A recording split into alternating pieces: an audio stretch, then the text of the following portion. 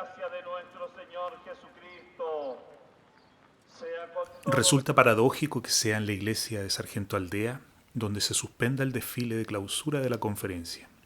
Una iglesia que durante muchos años fue el baluarte de la evangelización, donde los servicios de predicación no se suspendían ni por frío, ni lluvia, ni calor. Pero en el contexto de las conferencias actuales tiene toda lógica.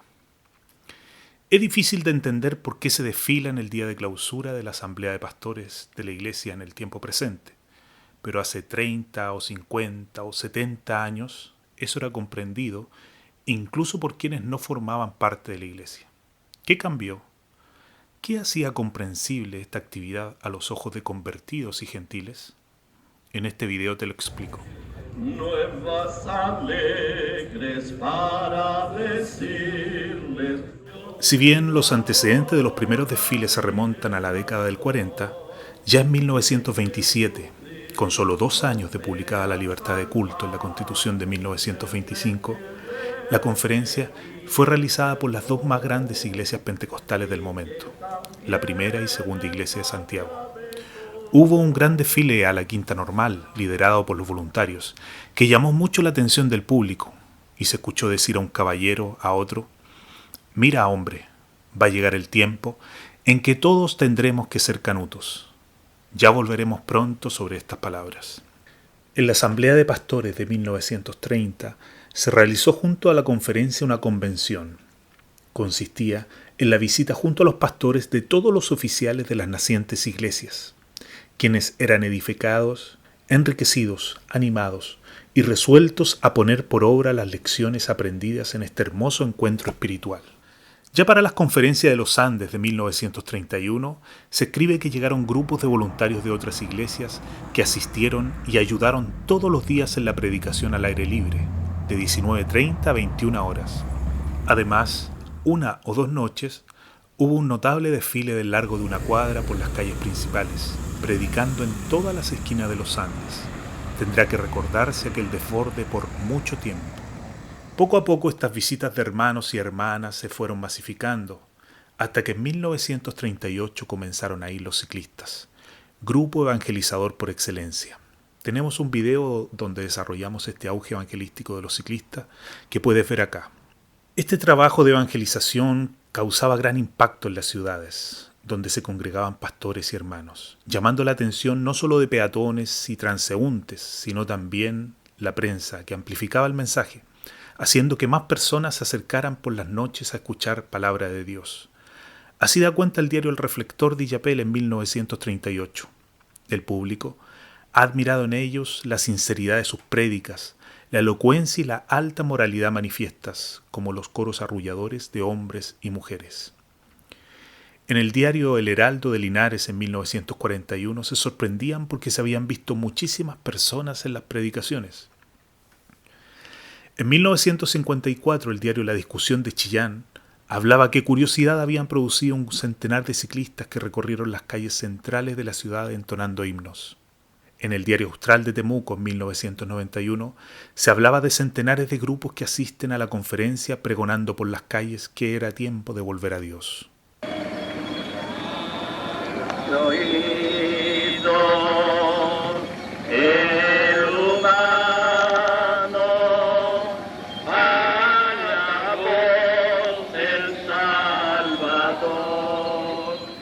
Es en Linares 1941 en donde aparece el desfile como actividad de clausura de la conferencia. Y así lo informa el Fuego número 140. Se hicieron también 2 desfiles, el día lunes 20 de enero y el domingo 26. Toda la ciudad se sintió conmovida ante los mensajes espirituales de los diversos siervos del Señor. Nuestro Dios bendiga este trabajo realizado y que sea mucha la cosecha de almas salvadas. Esta dualidad de conferencia como sinónimo de reunión de pastores y evangelización de la ciudad pasó a ser un significado más de esta asamblea. Y así quedó claro en 1946, donde se define lo que es este evento. En el punto 5 se dice: se aprovecha la oportunidad de cada conferencia anual para la mayor evangelización del lugar sede de ella. Más bien estoy con mi Salvador. Los grupos evangelizadores se multiplicaban. pedestres, ciclistas, voluntarios, hermanas. Ya por la década del 50 las esposas de pastores se empiezan a sumar a esta justa, teniendo no solo reuniones, sino también una activa participación evangelizadora. En los ecos de la conferencia de Wien, 1952, escribe: sumamente grato resulta hacer una mención especialísima al trabajo realizado por las hermanas. Desafiando fuertes calores, distancias y caminos llenos de tierra, no vacilaban en ir a los pueblos vecinos a esparcir el Evangelio. En varias oportunidades pude presenciar la llegada de las hermanas al recinto de las conferencias después de la predicación a la calle. Cansadas, el cuerpo sudoroso, pero el corazón henchido de gozo, el que dejaban traslucir por las alabanzas que con todo fervor entonaban al Señor.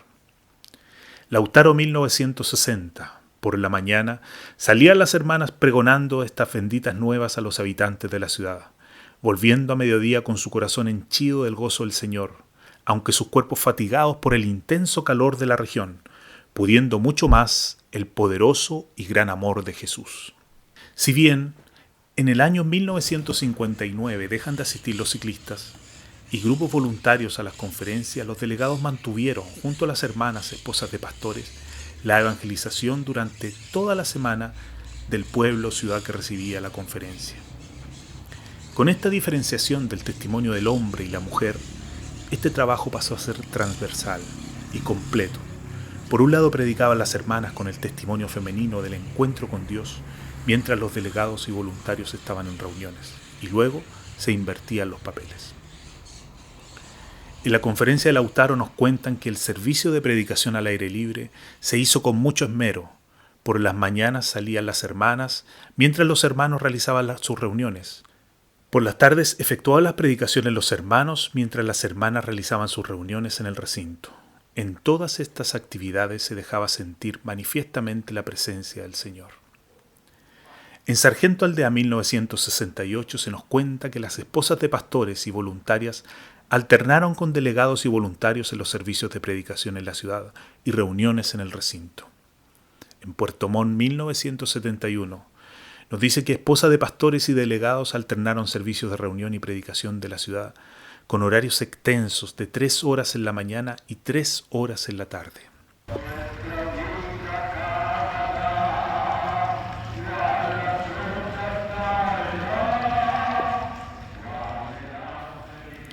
Queda claro que este fin evangelizador de las conferencias se veía expresado claramente en estas múltiples predicaciones de hermanos y hermanas.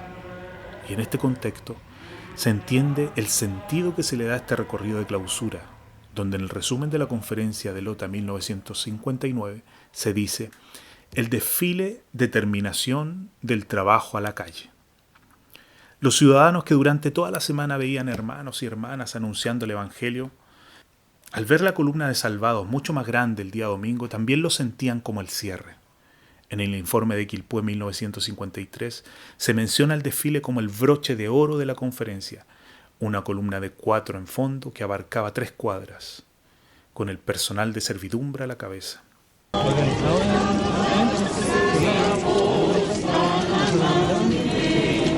Otra característica de estos desfiles era la participación activa de toda la columna.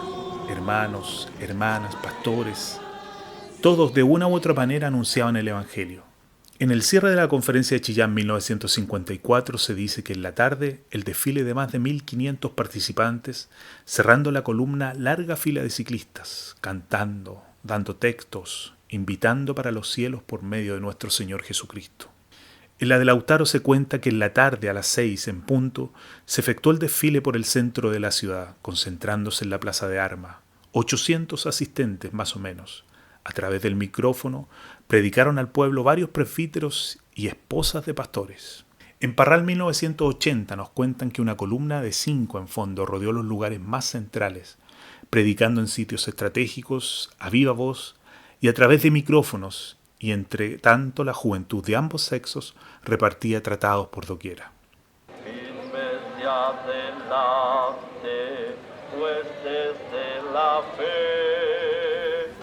Los grupos de hermanos y hermanas de iglesias vecinas se acercaban ese día de clausura para ser partícipes de este desfile, haciendo de esta marcha una columna interminable. 3.000 salvados se vieron por las calles de Lota en 1964, en el cierre de esa conferencia. 2.500 hermanos participaron en el desfile de Talcahuano 1965. El pastor Olivares nos cuenta que gran afluencia de visitas y delegaciones de las iglesias vecinas se acentúa especialmente después del mediodía en la Conferencia de Calera 1967, lo que significó que más de 5.000 fieles formaran la columna del desfile que alababa al Señor y proclamaba textos por doquier. Cuando Dios a las huestes de Israel. Uno de los desfiles más hermosos de las conferencias se vivió en Chillán 1966, cuando la invitación diaria que hacían los pregoneros del Evangelio durante la semana hizo que llegara a la reunión del jueves un paralítico, buscando a ese Cristo sanador del que le habían predicado. Dios obró misericordia y le sanó. Espera un poco. ¿Había una cámara registrando justo en el momento que el poder de Dios se estaba manifestando? Así es. La iglesia se regocijó al ver la obra de Dios. La prensa también resaltó el milagro. El domingo, tras la bandera y el estandarte, iba este hombre caminando con una niñita en sus brazos. No eran necesarias predicaciones para que todo Chillán entendiera mientras toda la columna cantaba.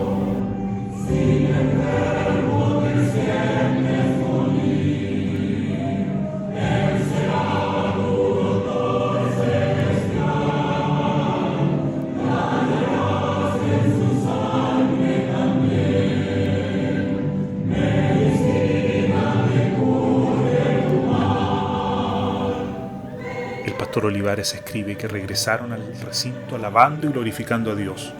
Una vez dentro del recinto, embriagados con la presencia del Señor, adoraron al que vive por los siglos.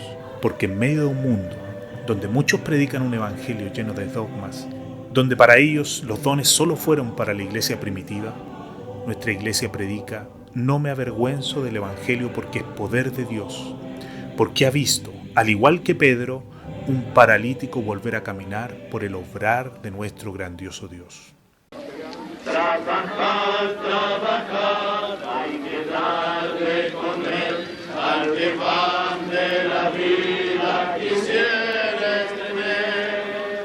La relación de esta formación con la evangelización es inequívoca y queda más de manifiesto aún cuando se entiende el porqué de los símbolos que van al frente: la bandera y el estandarte.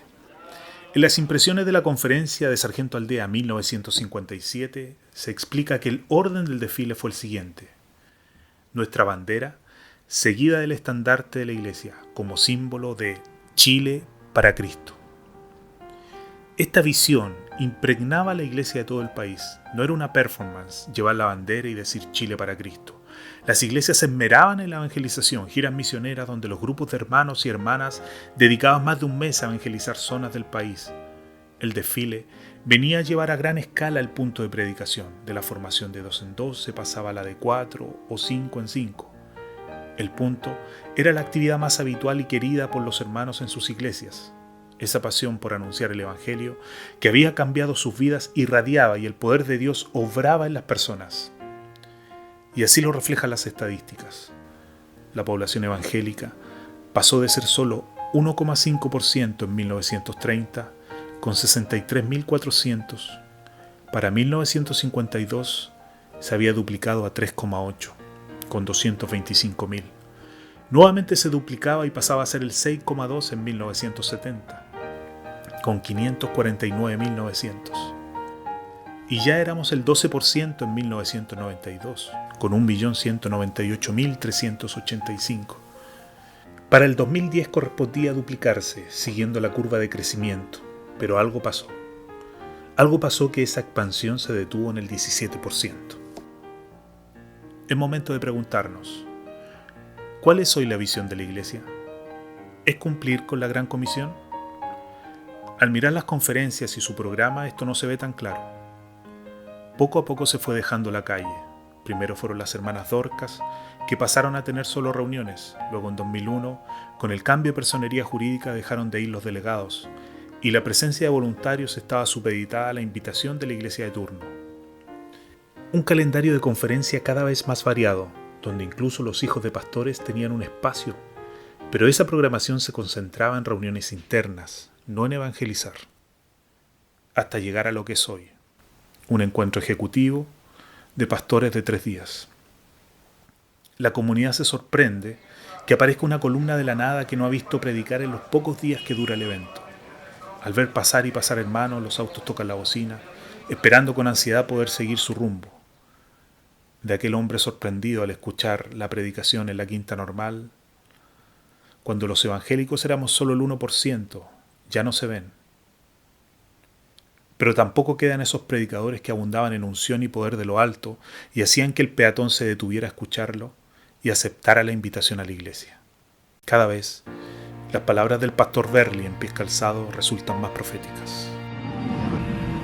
Yo tengo serias dudas que exista una quinta generación de pentecostales en Chile, así como van. Van a tener el nombre, va a ser parte del rito, de la liturgia, los 3 glorias a Dios, los aleluya, sí Señor, amén, todo eso.